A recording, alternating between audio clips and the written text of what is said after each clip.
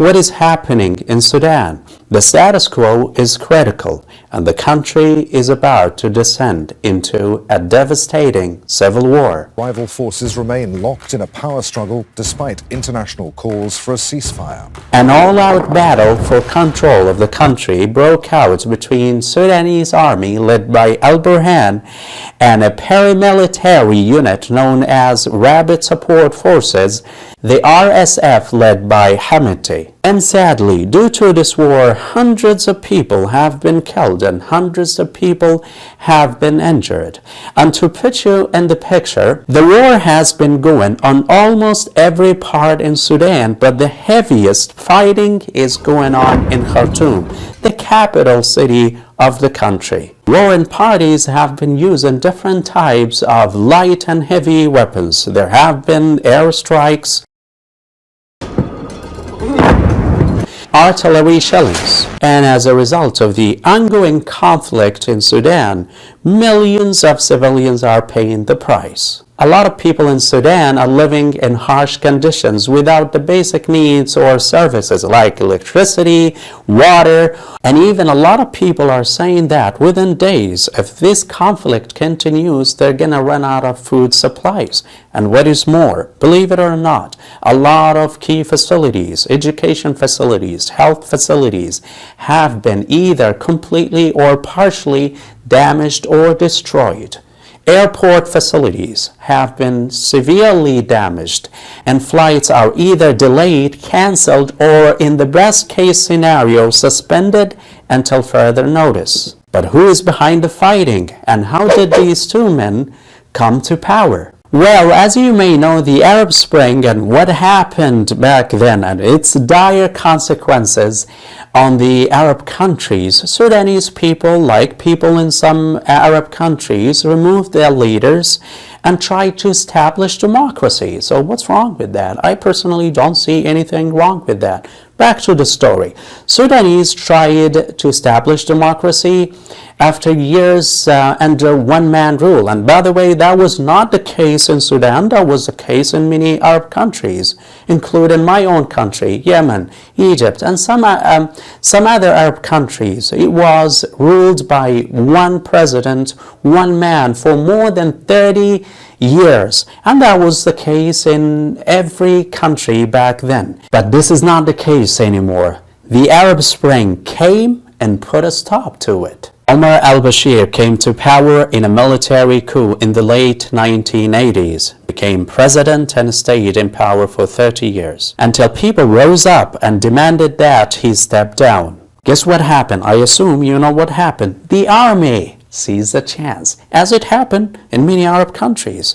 The army seized the chance, but the people, the Sudanese people, didn't want them in charge. So after pressure from protesters, the army agreed to share power with political groups in a transitional government. But 2 years later, as it happened in many Arab countries, the army kicked out the prime minister and seized power again. Back then, Sudanese people felt like they were back to square one, and their efforts went in vain, especially when they found themselves ruled by Omar al-Bashir's men, the man whom they removed. Political parties in Sudan pressured the military groups and the Sudanese army to make a period of transition.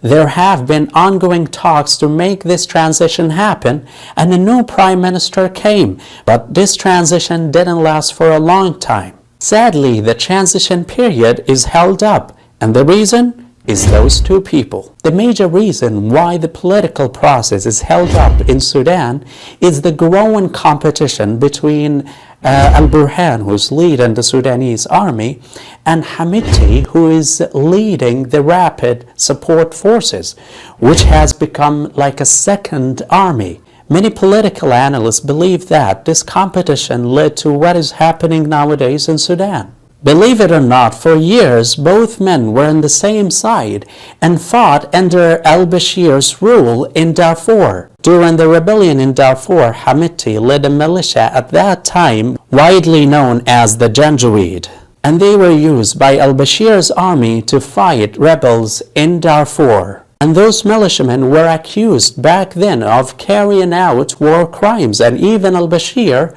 got charged with committing genocide. In 2013, the militia was rebranded or was given a new name known as the Rapid Support Forces and worked with the Sudanese army. Then in 2019, Hamiti and al-Burhan joined up to get rid of al-Bashir. Upon the revolution which led to the downfall of al-Bashir, the RSF has been acting a lot more independently.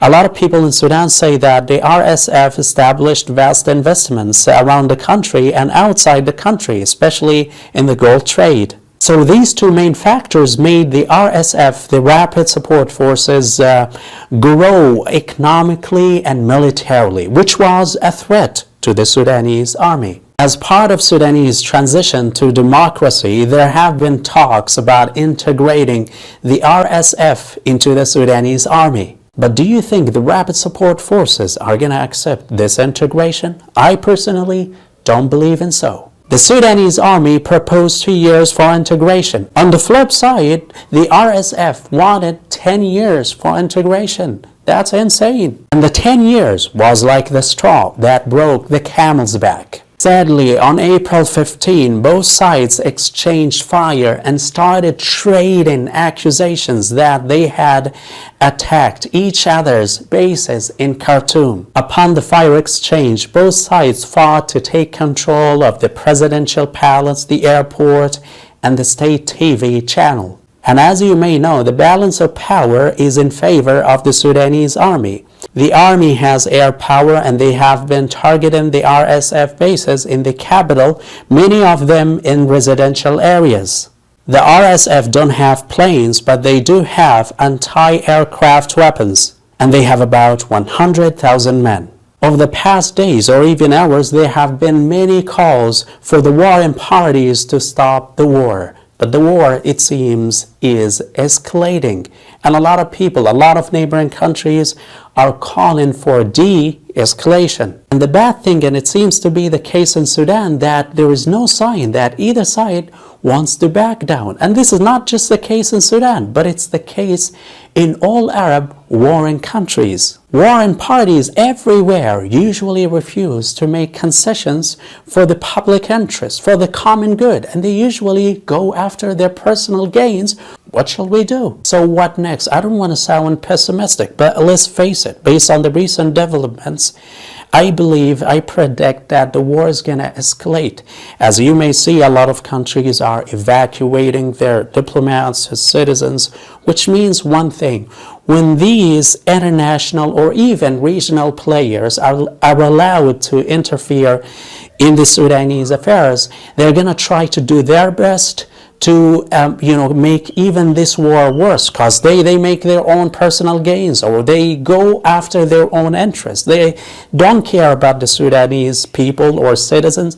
They care about their personal, they care about their own interests. Trust me, take it for granted. We have a similar story in Yemen, and sadly the Sudanese seems to duplicate our success or duplicate our failure. And hopefully Sudanese, all combined, put a stop to it in days to come, and stop international players from adding fuel to the fire and making it worse in days to come. This is me saying to ya, see ya.